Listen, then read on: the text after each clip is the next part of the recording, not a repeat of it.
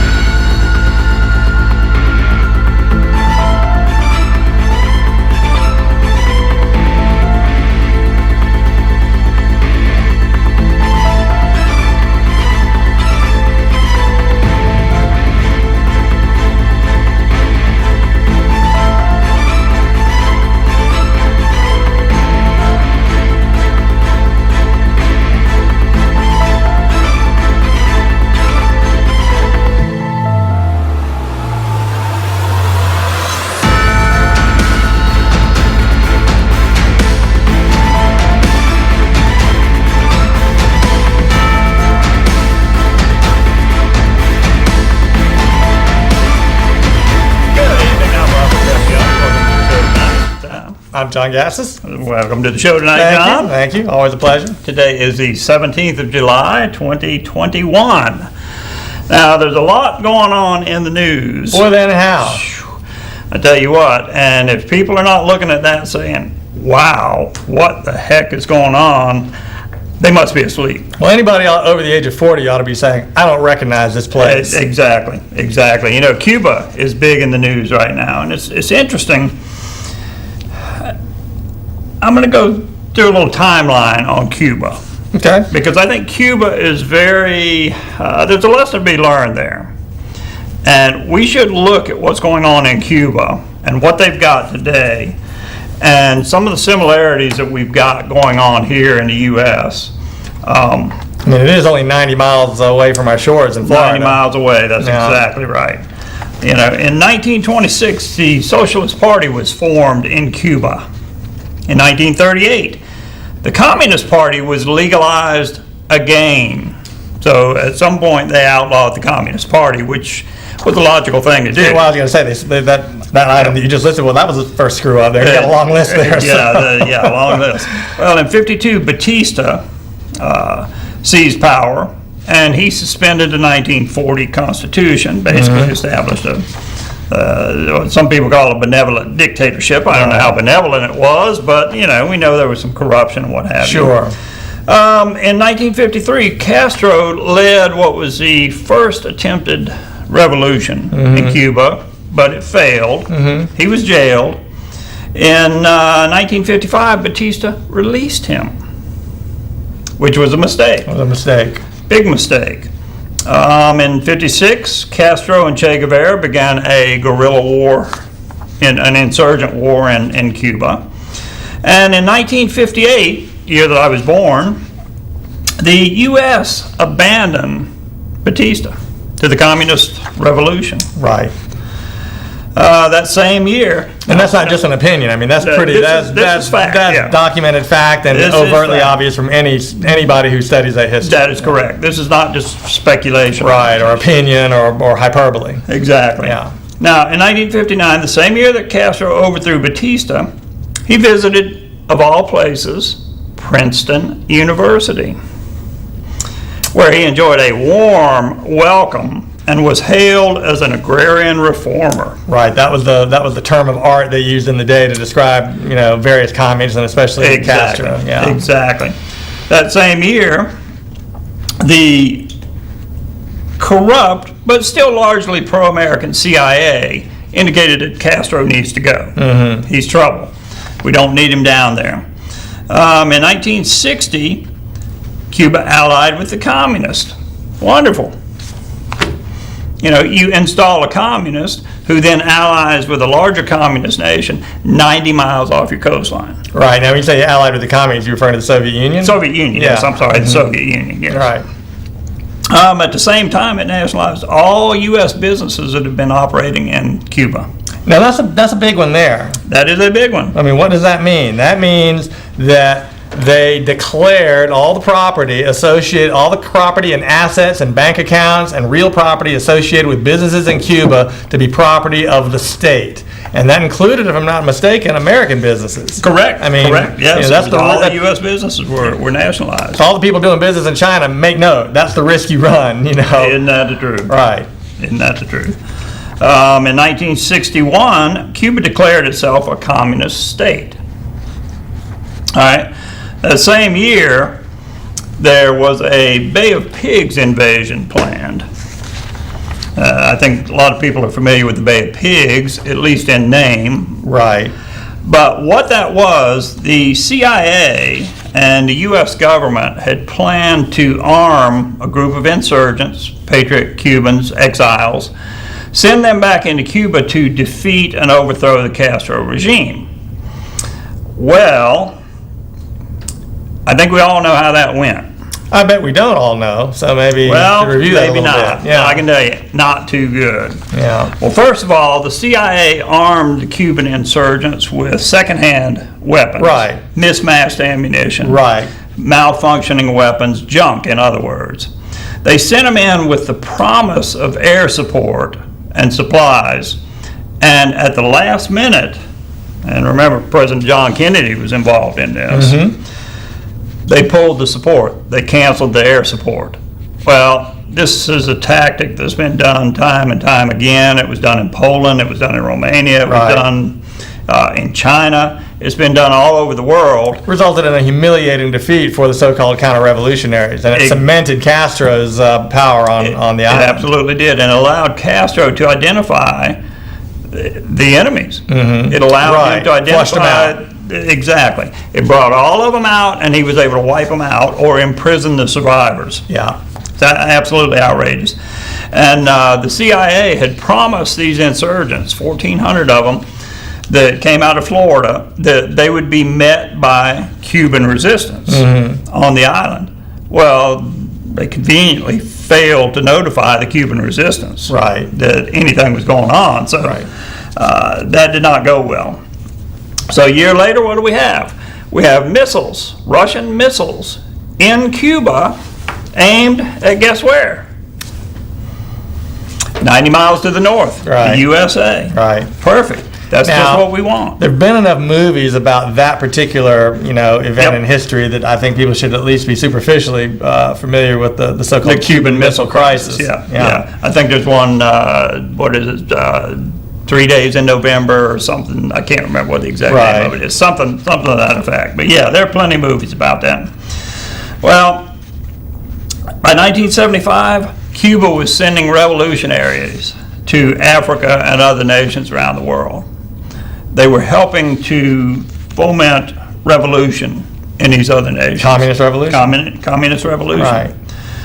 Now, in 1980, All backed, incidentally. I mean, all that was completely and totally. Really, Cuba was just a conduit for Soviet expansionism Absolutely and was. and exporting of Soviet communism. Absolutely and, was. We basically. Well, there's a number of interpretations. I think the most benign is that we turned a blind eye to it. Yeah, I tend to look at that a little stronger, and that we facilitated that. I agree. I think that we fully facilitated that, as we have other things throughout the world. You can apply this same tactic to the Shah of Iran and Marcos of the Philippines. Ian Smith, Rhodesia. Yeah. And were those people all shining stars? No. They were corrupt. Their regimes were corrupt, no doubt.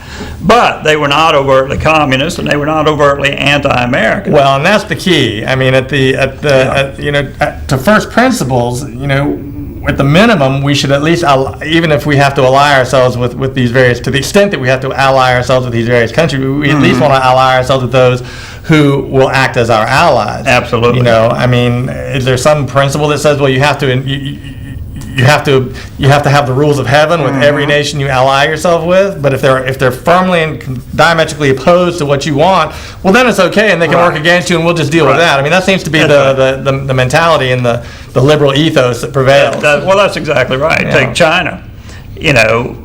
China is engaging in genocide, slave labor, everything that we abhor in this country. Right. And yet we have a liberal establishment in this country who tries to portray China as simply a competitive, growing nation. Right.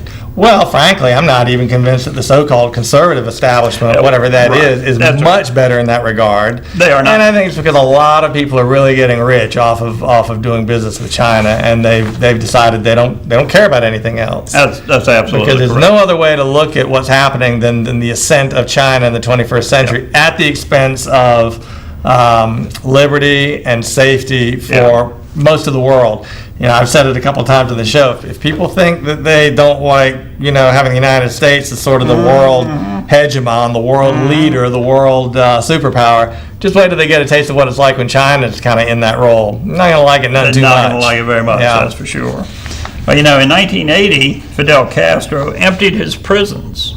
They don't have a prison crowding situation down in Cuba because he shipped them all over to the U.S. Was that the so-called the Mariel boat lift? Yes, Mariel it boat was. lift? Yeah. Yes, it was. Right. I remember that. Shipped them over. I was in college at the time. I remember all that. And then in 2002, then President Jimmy Carter visited Cuba and criticized U.S. policies. Of course.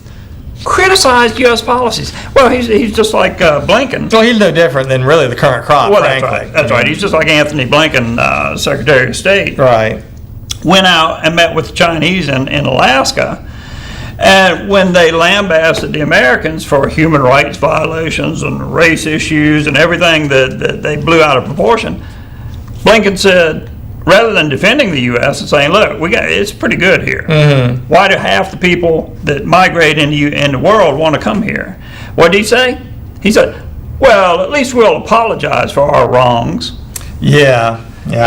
Typical, well, I won't say what I think it is, but nonetheless. Let's see. During the administration of Barack Obama, sanctions were eased in an effort to normalize relations with the communist dictator. Yeah, well, I mean, anybody who's watched this show knows that we pretty much would put Obama and the current crop, the current administration, really philosophically in the same camp as Fidel Castro anyway. Absolutely. They're all kind of cut from the same bolt of cloth, and it's only now that it's becoming overtly obvious that that's who these people are. These people that are in charge of our institutions right now, they are communists. Yeah. I'll just say that without any hesitation whatsoever. I mean, Jen Psaki, Tony Blinken, all these people. Mayorkas, well, he's what, Homeland Security? Okay, his parents fled Cuba. Yeah. Okay, and yet he is more than happy to prostrate himself for those communists over there and apologize for. Yep. And for those who missed it this week, I mean, there's a lot of unrest in Cuba right now. Well, there is. They're the people there, protesting right? The people there are finally. They're saying, we are tired of 60 years of shortages, of dictatorship, of police state surveillance, of prison sentences, of driving 1950s automobiles that you can't even get parts for. I mean, Cuba is a complete economic basket case and a police state, and we have tolerated it 90 miles off our shores all these many years, and the left is in love with Cuba. They absolutely The are. Hollywood left is in love with Cuba. They have a fetish and some kind of a little, idealization about it. And so do many, and I would say so do probably the majority of functionaries at the State Department. Absolutely do. And speaking of Mayorkas, I actually have a little clip of Alejandro Mayorkas. Okay. And this is really shocking to me. It's shocking to me, and I'm gonna show this, and I want you to watch this. And when we come back, I'll talk about why it's so shocking to me. So, Lee, if you'll spool up the Mayorkas warning the Cubans video for me, thanks.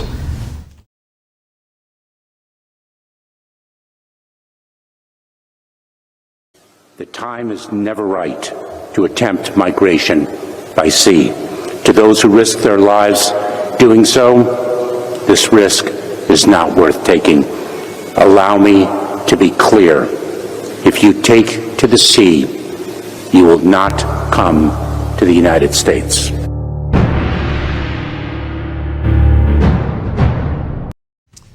All right.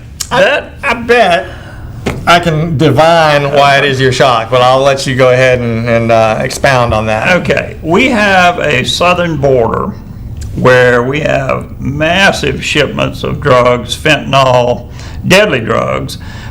We have the cartels, the drug cartels, making $400 million, what they say, a week, a day, some phenomenal number, in human trafficking. They're bringing children in and dumping them in the desert. They're bringing women in and selling them into the sex trade. It's absolutely outrageous. And we have a vice president who's supposed to be in charge of this, who goes down to South America and says, yeah, don't come. Don't come. Right. As if every other policy is screaming, the gate's open, come on down. We got taxpayer money for you. We're going to support you. We're going to ship you around the country using military resources, which is absolutely outrageous. Oh, it's unbelievable. And yet, here's Mayorkas. It's a resettlement program. It's a resettlement program. Well, exactly. I saw the original Mayorkas clip. That was an abbreviated version, and that may have been all you were able to get. I don't know. That's all I could find. But when it first aired, I saw it on one of the morning shows, and he not only said what he said there, but he said, if you come to the United States, you will be sent back home. Okay, and to me, that was right there, it told you exactly where their heads are with respect to this migration, this resettlement program they're engaged in. They are more than happy to bring, and they estimate right now that we'll have up to 1 million illegals in this country for 2021, okay? They're more than happy to have 1 million illiterate, poor illiterate, third world immigrants just pour into this country because they know how they're going to vote. They know they're going to be a drain on social services. That is a designed and planned migration. I reject that. I don't like the fact they keep calling it a crisis. Right. It's not a crisis. No. This is something of their making. It has been engineered by design. Okay. And for Mayorkas to say that he doesn't want anybody from Cuba coming here, well, I wonder why. Well, Cubans are historically anti-communist. They vote historically for Republicans, and they actually produce wealth when they get to this country, by and large, okay, and create vibrant businesses and so forth. So, to me, if anybody had any doubt whatsoever what the thinking was and what the machinations were, they shouldn't have any right now after seeing that little display, that little clip of his. And I think you've hit the nail on the head. They want people coming in, migrants coming in who are historically Democrat supporters. Right, or certainly will become so because of their nature. Right. I mean, you can't bring, this isn't a slam on those people. I would do the same thing. Look, if they said we're opening the gate, why wouldn't you? I mean, it's horrible. Right. You're living in these destitute places. But the point is, you can't assimilate that many people at one time. You certainly can't bring illegals in who aren't even literate in their own language for the most part and expect them to ever be anything but burdens on the state. That means taxpayers paying for their medical care, their education, the benefits they get. All that is being done and engineered because they're trying to demographically shift. They're trying to shift the demographics of this country. I mean, we discussed this on a previous show. They're actually putting these individuals secretly on military transport aircraft and sending them to different parts of the country. North Carolina, Massachusetts, Tennessee, Oregon, all these just completely disparate parts of the country they're sending these people to. That's a resettlement program is what that is. And that's an engineered resettlement migration conspiracy. I'm going to use that word. It is. And for him to say what he said about Cuba tells the story. Yeah. And guess who picks up the tab on all of this? Well, yeah.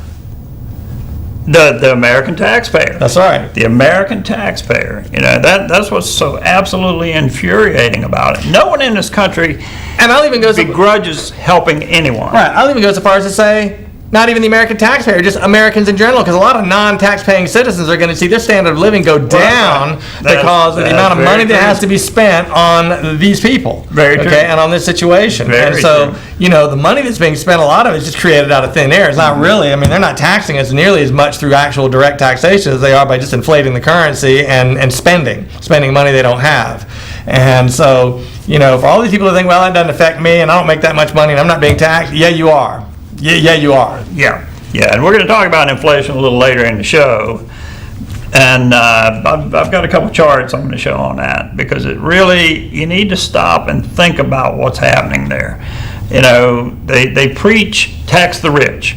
We're only going to tax those making $500,000 or more above.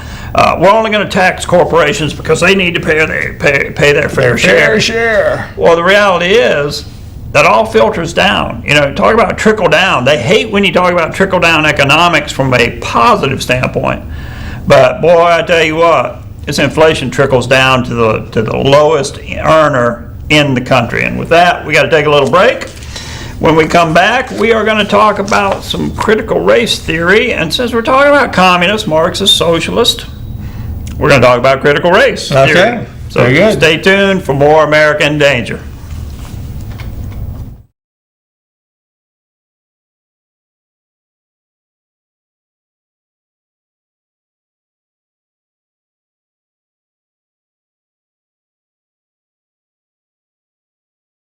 Hey, this is John Woodruff of Premier Equipment Company of Rocky Mountain Infield.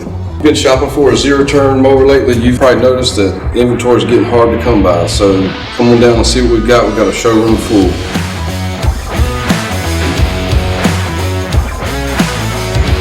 We have a showroom full of Exmark and Grasshopper zero-turn mowers. Everything from commercial to residential, everything in between. We've got a good relationship with our distributors. They tell us when we sell these, they've got more on the way. If you've been in the market for a zero-turn mower, come see me, John Woodruff from Premier Equipment.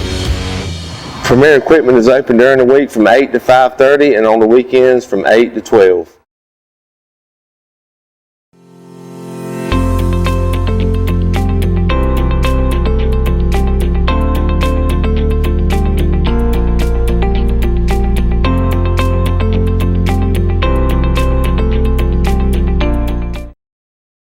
Are you afraid to answer the phone because of bill collectors? A Chapter 13 plan can help. Chapter 13 allows people with too many bills to work out a debt repayment plan under federal law. It helps you control your debts instead of your debts controlling you. Chapter 13 stops creditors from harassing you and stops repossessions and foreclosures. It allows you to answer the phone again without fear or worry. Call H. Frank Allen, Attorney at Law, a debt relief agency providing bankruptcy relief under the Bankruptcy Code.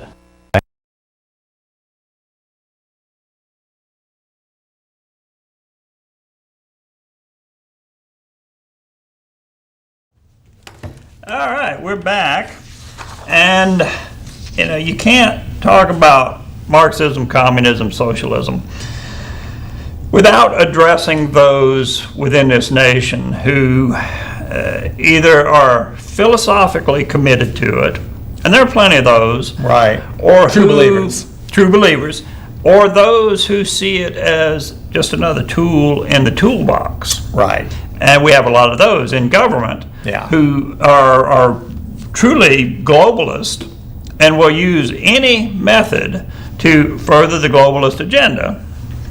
And I think that's what we see in President Biden. I think philosophically he's not truly a socialist, but I think in practice, since he's so entrenched with the globalist, he's willing to use socialism, communism, Marxism, division, everything. Yeah, he's whatever anybody needs him to be to maintain his own set of circumstances, his own stature, or his own status rather, his own financial perks and benefits. I mean, if you know, and frankly, I think Kamala Harris is exactly the same way. If she thought her political fortunes would be enhanced and perpetuated by you know, floating a whole Tea Party mentality, that's what she'd be doing. So these people are completely unprincipled on every level. They are. All right. They are. I have to believe that they're completely unprincipled. And, you know, we know that they are supporting and allowing Marxism, communism, the old Black Lives Matter movement is based on Marxist philosophy. I mean, they admit that. By their they own, do not right, deny that. Right, by their own They do not deny that. proclamations, they state that. And the whole critical race thing is the same thing. It's based on a Marxist philosophy. We have teachers who will discuss the Marxist aspects of critical race theory unabashedly. Correct. Unabashedly. And, you know, we have this Nicole Hannah-Jones, and you should remember the whole hubbub about her not being hired by UNC right off the bat with a tenured position, which someone enlighten me. Someone call in and enlighten me, but does a professor get hired instantaneously with a tenured position? I thought that was something that was earned. Well, it is. Moreover, I'll point out, she has no actual scholarly or academic qualifications or credentials of any kind. I mean, she's not an historian. She's not a journalist. She's basically, you know, peddled this fantasy 1619 project through the New York Times, which asserts and claims that America's true founding is in 1619 rather than 1776, and is solely and exclusively revolved around perpetuating slavery. Okay, and the whole basis for the United States is the establishment and perpetuation of slavery on this continent. Well, it's just an absurd. Even the liberal historians at the New York Times said, yeah, this is really fairly ahistorical and not accurate and isn't true. And she was rebuffed in that way. So really, shame on UNC for offering a position of any kind. All right. Yeah, but, I agree. But I mean, she's a communist. Yeah. I think she is. I think she is. And it's interesting because she praised Cuba. Well, that's why I say she's a communist. Yeah. She actually praised the regime in Cuba, saying that they have solved their social equity issues completely. Right. Well, if you stomp everybody to zero, that kind of that pretty much will create an equal outcome, which is what they want. Absolutely. Now. Absolutely. You know, I couldn't help but watch some of the protests, and they were able to briefly speak with some of the protesters. And I can't help but remember and recall that one woman in the crowd, they asked her why she was protesting. And she said, well, we want the government to take care of us and to help us and give us medical care and to you know, all of these things. And the reality is that's exactly what the communist regime, that's exactly what the government is giving them. That's what that to the extent that it's possible to even do that, and it is not. Okay. Exactly. That's what you get with, you know, that's the promise of communism. Right. Okay. No class differences, no income differences. Everybody is treated the same. Well, really, all it means is that everybody's treated really poorly. Yeah. Very low standard of living, except for those elite who are at the top of the heap. Exactly. Yeah. Exactly. And we got a caller. I'm going to take this call. Thanks for calling America in Danger. You're on the air. Go ahead. I just want to call and let you know that I am so pleased with what you're saying. Well, good. Well, thank you. Thank you. You know, we try to look at these things with an honest perspective and call it as we see it.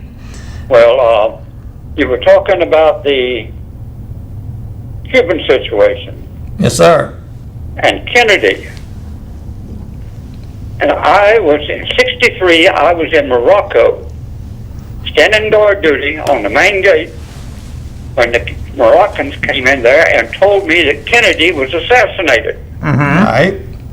Well, lo and behold, the investigators found the assassins, and the assassins were assassinated. Well, that's right. That's exactly what happened. That's what they call tying up loose You ends. gentlemen, have a good day. All right. Thanks for the Thank you for call. calling. You have a good evening, too. That's what they call tying up loose ends. Yeah, well, that's exactly what happened. I tell you, that whole thing, you know, there's been so much energy expended on chasing conspiracy theories down the rabbit hole on Well, one thing that's not a conspiracy, I mean, Lee Harvey Oswald was a communist. Absolutely He spent time in the Soviet Union, and if I'm not mistaken, and I may be on this, but I think he spent time in Cuba. And I think he was tied up with them. And so what really went on? I mean, Jack Ruby just shot him, you know, at the end during a press conference, and it was a very, you know, of course, he was standing guard in Morocco. I was one year old.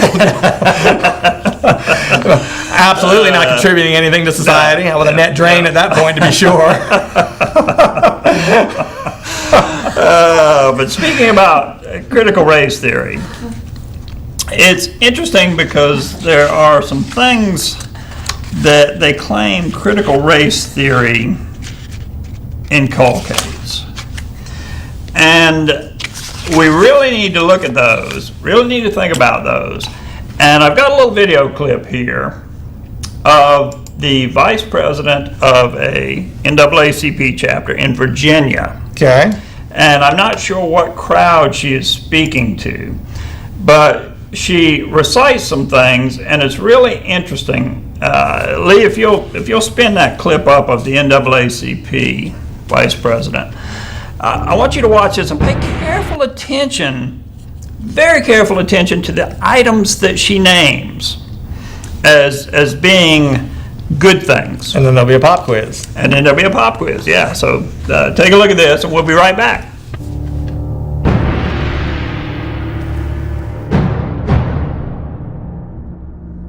Let's prepare our children for a world they deserve.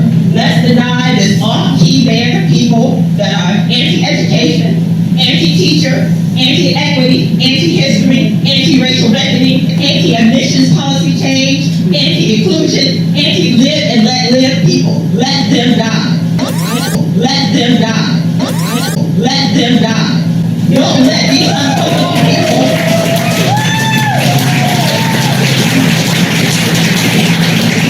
Don't let these uncomfortable people deter us from our bold march forward.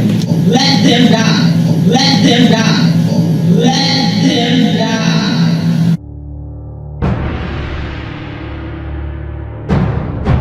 She's just a communist agitator. A communist agitator, Right. exactly. Probably trained in one of these, what they used to call the Saul Alinsky schools, but in one of those organizations, probably a similar organization to the same ones that produced Barack Obama and Hillary Clinton. Yeah. But it's interesting how they talk about the people who oppose critical race theory as being anti-inclusion, Right. as being anti-live and let live, but that they need to die. They need to die. Right. That's really inclusive talk. I thought inclusion meant that you listen to everybody's point of view.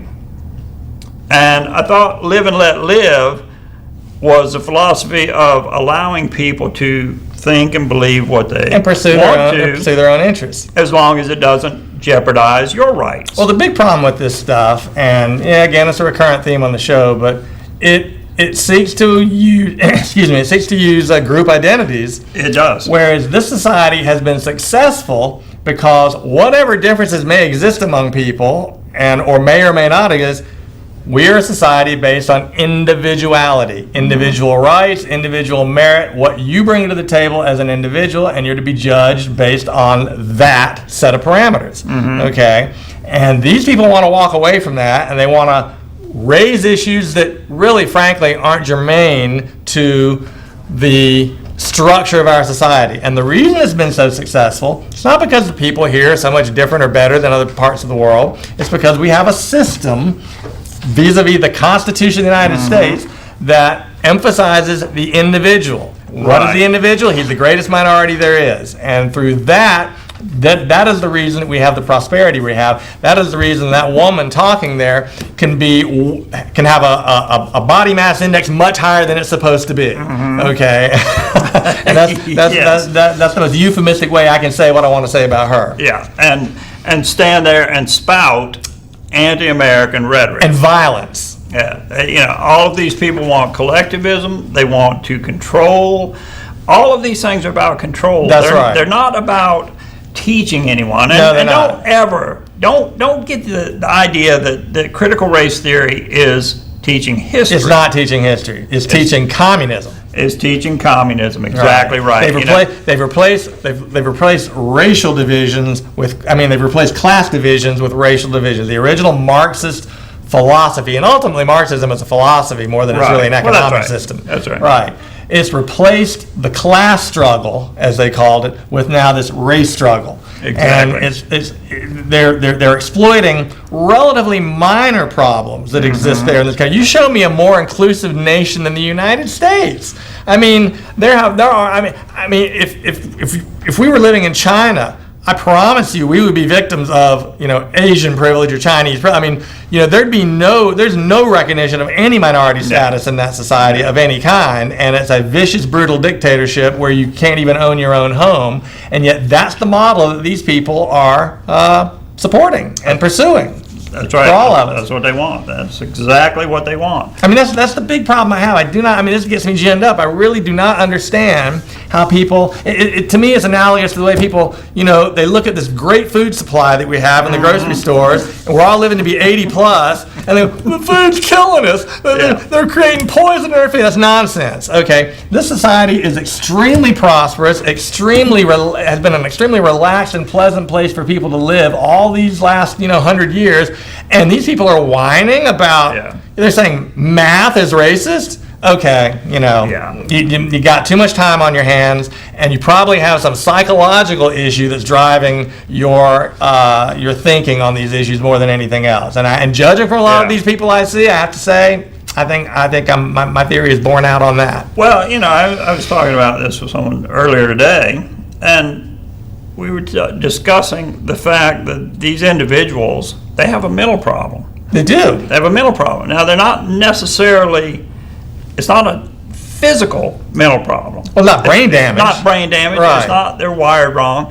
It's that their mind is broken. Right. They are of a mindset, and it's a learned mindset. Well, I think a lot of it's not a natural mindset. It's a learned mindset. Yeah, I think a lot of it with these people is they're ultimately acting on resentments over things that nobody can do anything about. Certain things. I mean, you draw a certain set of cards, in life, and some people draw a tougher set of cards than others.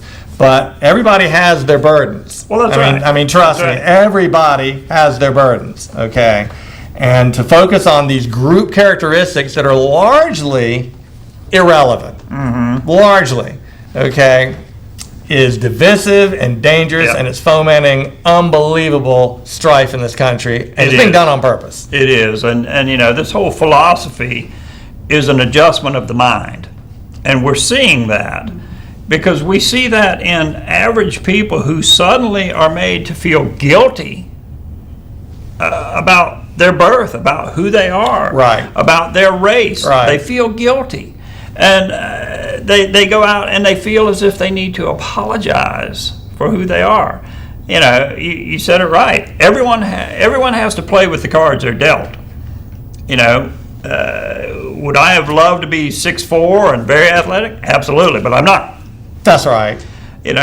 But I play the cards I'm dealt. Well, that's right. I mean, I had certain aspirations in college, particle physics and all that. Well, it wasn't happening. That just isn't happening. So I chose lesser things that were within my capabilities, still in a technical field and everything. But I knew at some point I'm not up to this level. Yeah. Okay, nothing can be done about that. No amount of special programs or special training is going to fix that. That's right. And no amount of special programs or training is going to fix people who are born horribly unattractive. You can't fix that. I'm sorry, but in a free, fair, kind Christian society, those things are most easily managed under that rubric. Absolutely, absolutely are. And you're right. You play with the cards you're dealt, and what these Marxist critical race theory pushing individuals want, and Black Lives Matter, the communists and socialists we have in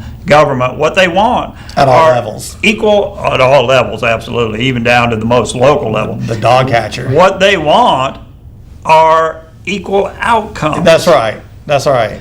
I'm sorry. I will never be Usain Bolt. I will never run. I don't even know what Usain Bolt is, so I certainly won't ever be. He's a sprinter, very fast, Right. Very qualified individual to run. Yeah. I'm not going to run the quarter mile. Right. I'm not going to do a 8, 9, 10 second, 40, whatever they That's right. they judge these receivers on in the NFL. Right. I'm never going to do that. Right. I never would have been able to do that. That's regardless right. of the amount of training, Well, regardless of the amount of special programs. Well, I mean, a glass has a certain volume, and Yeah. you can fill it, and then that's it. That's it. Okay, That's and it. so your objective in life should be to maximize your potential. Exactly. All right, whatever that is, and I mean, I always measure people not by where they end up, but where they end up compared to where they started. Yeah. Okay. Well, that's right. And in this country, generations of people have started with nothing. They end up at a certain spot, and then their children go on. The people I resent most of the people who are born with a silver spoon in their mouth and don't take advantage of it. Right. Okay. I mean, I don't resent the person who is born into wealthy circumstances and they still manage to go to MIT or to Harvard and get a medical degree and do the thing, because that's all still hard work. It's I mean, still they hard don't work, give that's those right. things away. Okay. But that's judging people on their accomplishments. How can we do that? We can't judge. That's Well, where and that's CRT. well, that's right. And of course, the goes. word they use, we probably should specify this. They're using the word equity, Right. Okay, which sounds an awful lot like equality, Right, But it's not, and it's definitionally different. And they have made that clear. And what they really want with equity, and they state it, they want equal outcomes. They want everybody to end up pretty much at the same spot. Okay, and that has been demonstrated throughout human history to be the most destructive organization for society. Well, look at Cuba. And why would anybody And why would anybody want to do that? That's so I divide the people who support this stuff into 2 or 3 camps. One of the camps is the one we just discussed. Just malcontents. Psychologically damaged and impaired malcontents who just aren't happy about a number of things that nothing can be done about. But the others are people who simply want control. Exactly. They want to. They want to. And I really don't understand. That's a form of mental derangement too, because I don't understand the mentality of people who want to tell everybody what to do and control society and pull the levers, the Bill Gates types and all that. I mean, I do not believe. I mean, maybe they believe they are benevolent, but I don't believe they believe that. I think they're maniacal myself. And that is certainly not a live and let live philosophy. And with that, we're going to take a little break. When we come back, we're going to talk about Senate Bill 473 right here in the state of North Carolina. The Tar Heel State. In the Tar Heel State. So stay tuned for more America in Danger. We'll be right back.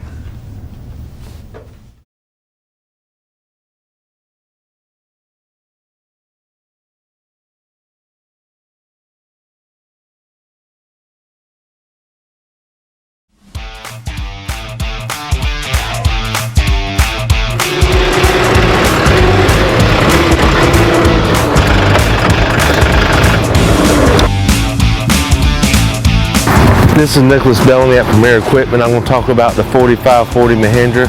It's 38 horsepower, 4-cylinder engine. The weight of this tractor is 4,000 pounds. This tractor is perfect for bush hogging, distance, small garden, a hunting club tractor. Comes with a 7-year warranty, 2-year bumper to bumper, additional 5-year on the powertrain. You can have this tractor for $200 a month, and we have 20 of these tractors in stock. Premier Equipment is open during the week from 8 to 5:30 and on the weekends from 8 to 12.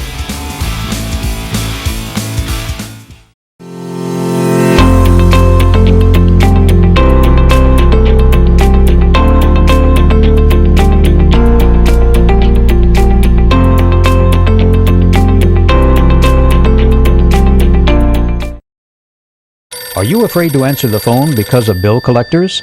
A Chapter 13 plan can help. Chapter 13 allows people with too many bills to work out a debt repayment plan under federal law. It helps you control your debts instead of your debts controlling you. Chapter 13 stops creditors from harassing you and stops repossessions and foreclosures. It allows you to answer the phone again without fear or worry. Call H. Frank Allen, Attorney at Law, a debt relief agency providing bankruptcy relief under the Bankruptcy Code.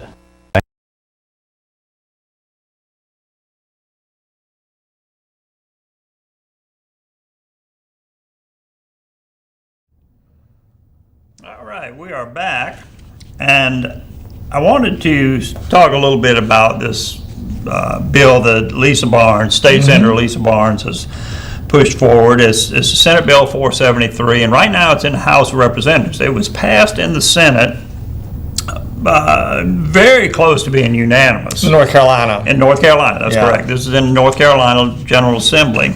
And it was passed in the Senate, I think 43 3 to 7, if I remember correctly, somewhere in that range, which means that it's a pretty good bill because of what it looks at. And so many people, the NAACP has come out, the Black Power Coalition has come out against it.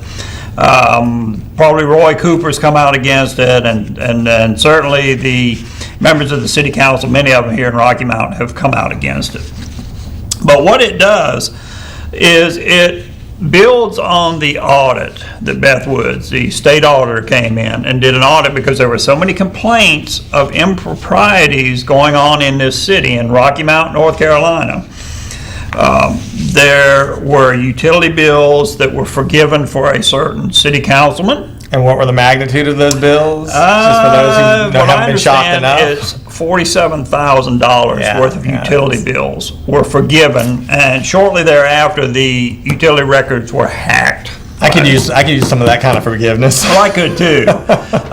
And you know, we have city councilmen who have nonprofits, and they're first in line for contracts, for grants, for perks from the city. And to the casual observer, it looks like self-enrichment. Sounds like cronyism to me. It sounds like cronyism, and you know, if it walks like a duck and quacks like a duck. One of my favorite variations on the Occam's razor thing. Absolutely. And you know, and Beth Woods found evidence of wrongdoing.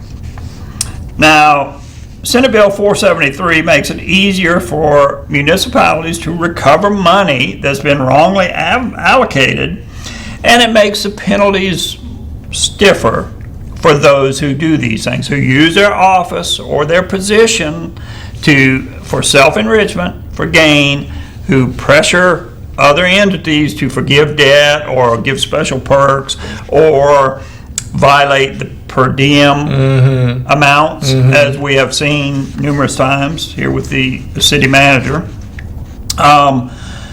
Great effort has been expended to kill this bill. It passed 42-6. I'm sorry, I said 43-7, but it's 42-6 in the North Carolina Senate. Now, the NAACP has made these claims, and these are rich.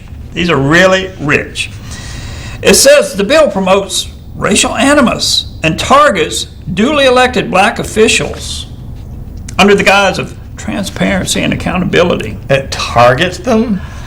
Does that imply under the guise of transparency and right? Does that imply that they are more likely to be caught up in these activities? Are they suggesting that's what it sounds like? The NAACP is admitting that evidently there are some things going on that shouldn't be, and so these guys are going to get snagged. They accuse Beth Woods and Lisa Barnes of targeting the racial majority here on the city council. Well, I don't care if it's a complete. What does that even matter? It doesn't. I mean, if they do their job, yeah, I don't care. Right, that's immaterial. It's immaterial, absolutely immaterial. I mean, first of all, imagine reverse that a little bit. Yeah. You know, can you imagine somebody saying, well, you're just attacking these people because they're white? Nobody would even say that. Nobody would even proffer that charge. That's nuts. That's nonsense. They absolutely wouldn't. That's smokescreen stuff. They go on to say that, you know, Woods and Barnes and their supporters are angry because the Rocky Mount City Manager, City Council Majority, the Rocky Mount Police, Fire Chief, Superintendent of Edgecombe Community College, the Edgecombe County Sheriff, the District Attorney, judges, and state representatives are black. Well, first of all, I never even thought about that. I wouldn't have automatically known that. I mean, if they do their job, you know what? If I pick up the phone and call 911, and a policeman shows up, I don't care. That's all right. I mean, I want the job done right. Yeah, I want it transparent. I want it done honestly. I mean, it's amazing to me that those kind of charges even still have teeth with people. Yeah. You know, and they go even further. And this is just unbelievable. They try and tie it to voter suppression. Oh, great. Okay. Voter suppression. Can you believe that? That just. Again. What do they do? They sit around at the meetings and say, okay, everybody write some things down on a piece of paper, and we're going to put it in a hat, and we're going to pull out, and that's what we're going to use. Well, again, you know, when you're a hammer, you know, everything looks like a nail. Exactly. They're kind of a one-trick pony when it comes to this stuff. You know? They go on. It doesn't end there. Oh, I'm sorry. They go on and make threats. They say, your actions are being watched and monitored by our organization and every civil rights organization in the state. They're going to send the Reverend William Barber to you know? I guess they are. Well, you know what? Golden Corral, you better stock up. Buffet Bill is coming to town. You know, it says, your legacy will be defined by your votes, your words, and your actions. Well, you know what?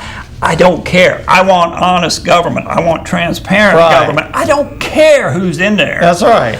I want it to be honest and transparent. And this has got to be termed the most idiotic statement of the year. Can't wait. This has to qualify as the most idiotic statement of the year. Yeah, that's a high bar. And this is by the Black Power Coalition.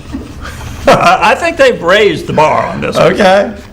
It says, the bill threatens current and future minority leaders with felony and fines for mistakes and actions that happen outside their knowledge, control, or skill set. Really? Well, first of all, if it's outside their knowledge, how are they going to be held accountable? You can't be held accountable in a court of law for something that you didn't even know about. And if it's outside their skill set, then what the hell are they doing in the spot to begin with? I want somebody with an appropriate skill set for the job. That's exactly. You know, I'd love to have I'd love to be at a medical review board and saying, well, you know, the surgeon thought he was removing your appendix, but it's really outside of his skill set, you know, that this happened and that you now don't have a functioning set of intestines or a stomach, you know, we have to route everything to a bag. It was outside of his skill set. But because of our concepts of equity and fairness and egalitarianism, you know, we really have lowered the requirements for, you know, performing surgery. Yeah. That's what we're saying. That's what they're saying. That's exactly what they're saying. If we've got politicians who are in there and are beyond their skill set, right? Which, I'm going to tell you the truth, being a politician, what? There's no skill set. How much skill does that really take? If you're honest, if you have some integrity, well, you need a degree in grifting. Well, that's exactly what it's come to these days. Right. A degree in grifting. Because, you know, I mean, you're going to, just to digress here for a moment, I mean, my chief complaint with politicians is that they are fundamentally parasites, okay? And yet they deign to tell the productive sector of society what to do with their productivity. I have a very, very difficult time, you know, one of the things the founders very much sought to do was minimize the influence of these parasitic human beings called politicians on our lives. Okay, and they did that. Bind them with the chains of the Constitution. There you go. Okay, that was the objective, and we've really, really walked away from that. And these politicians, I'm sorry, they're modern day grifters. They really are. I have nothing but contempt for, frankly, every last one of them. All of them. I'm sorry. I agree.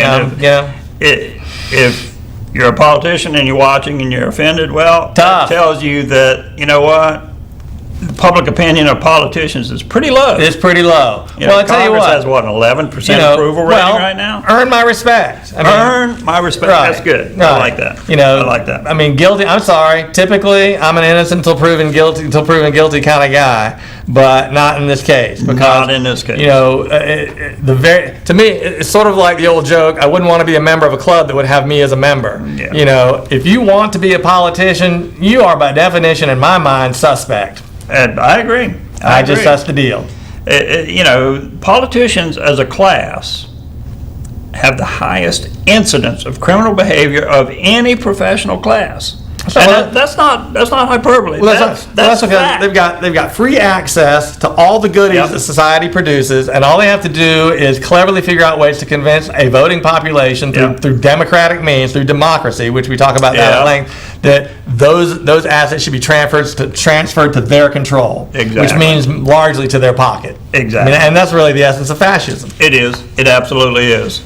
That is the essence of fascism. Wanting control over everything. Over the private aspects of society. Yep. Using the public sector as a means of control. It is. Yeah. It is. And it's funny because we have people who 20 years ago would have screamed about censorship. Oh, absolutely. And limiting access to certain media. Right. If the libraries had said, we're not going to carry these books because we don't like them, they'd have been, the ACLU would have been all over them. But now we have people who support these big tech companies and their censorship, and here we go. YouTube has censored a North Carolina government video. A video of the Henderson County Board of Commissioners was taken down because it violates community standards. And what was the, I read this article, but I forgot what the essence of the discussion was. I don't even know. I guess some people in the public said some things that they didn't like. Well, you know what other people hearing? Well, you know what? We showed a video last week, and he addressed a case. It was, I think it was Simon Campbell? Yes, Simon Campbell. Right, the Brit. And he addressed the case, New York Times versus, it's not coming to me, but it was a case back in the 70s. 64, I think he said. 64, okay, Yeah. 64, thank you. And in that, it was ruled that, yes, pretty much when you're in public debate, you can say, you can be as mean and nasty as you want to these people. You can be mean and nasty right. as you want to be. That's and right. You know what? There's nothing you can do about it because, let's face it, the Congress is protected by the speech and debate clause on the floor. Right, they're insulated from liability. Insulated from liability, which means that they can lie, which they do. They do. They tell bald-faced lies. We saw that during the whole Russiagate thing We absolutely did. with President Trump. What was the favorite term? I've seen the evidence. That's right. That's and right. it's substantial. Well, getting back to what you were saying about the censorship, and we have groups now. They're openly saying, well, we're generally for freedom of speech, but we do believe in censorship because we're censoring for the left. There was a Woody Allen movie actually where there's a scene where he says, yeah, I'm a bigot, but I'm a bigot for the left. Yeah. Okay. And I mean, even he, as liberal as he was, I think he understood that really the left, they're the most intolerant, absolutely, censorious group there is. Yeah, absolutely. And in modern society right now, they are in control of all the levers of communication. Yes, they are. And power right now. It's a very dangerous set of circumstances. We have President Biden, Kamala Harris, Jen Psaki openly saying that they're flagging posts. They're in collusion with Facebook. They are in collusion doing censorship. Right, and saying, you know what? Years ago, guess what? They'd have dragged them out of the White House. That's right. There would have been an open revolt in this country if they said, we're going to trash the First Amendment. We're going to violate that 6 ways to Sunday. And we're talking about fascism, and we're going to collaborate with large private businesses, okay, to censor content. That is fascism. Look up the definition, studies the fascistic movements of mid-20th century Europe, and you'll get a feeling for what's going on right here, right now. Absolutely will. And with that, we're out of time. But I do have a little video, and this is somewhat of a parody, and it's a little bit light-spirited. So we're going to leave you with this, but listen to it and think about this. Think about the realities of this. So Lee, if you'll cue up that video, the Tim Rollins video, we'll see you next week for more America in Danger. Good night.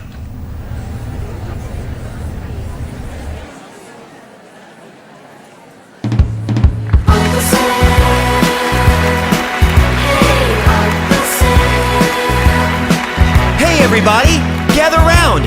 I'm here to give you anything you like. You want free college, energy, mortgages, whatever you like. You have come to the right place. Why? I'll tell you why. Who can take your money? Who can take your money? With a twinkle in their eye. A twinkle in their eye. Take it all away and give it to some other guy. The government. The government. The government can. The government can. And who can tax the sunrise? Who can tax the sunrise? Who can tax the trees? Who can tax the trees? And let you run a business and collect up all the fees. The government. The government. Oh, the government can. The government can. And the government can, 'cause they mix it up with lies and make it all taste good. Make it all taste good. The government takes everything we make to pay for all of their solutions. revolution. Throw away the Constitution. And who can give a bailout? Who can give a bailout? Tell us to behave. Tell us to behave. And make the founding fathers roll over in the grave. The government. The government. Oh, the government can. The government can. And the government can, 'cause they mix it up well as and make it all taste good. Make it all taste good. The government takes everything we make. They're power hungry and malicious. Their economics are fictitious. Soon we'll have to eat our dishes. Delicious. Oh, who can be a failure Who can be a failure? in so many ways? In so many ways. And instead of getting fired, hey, we'll give ourselves a raise. The government. The government. Oh, the government can. The government can. And the government can, 'cause they make it up well as they make it all taste good. Make it all taste good. And your Uncle Sam can, 'cause he mixes it well as it makes it all taste good. Makes it all taste good. And I feel so good, 'cause the government says I should.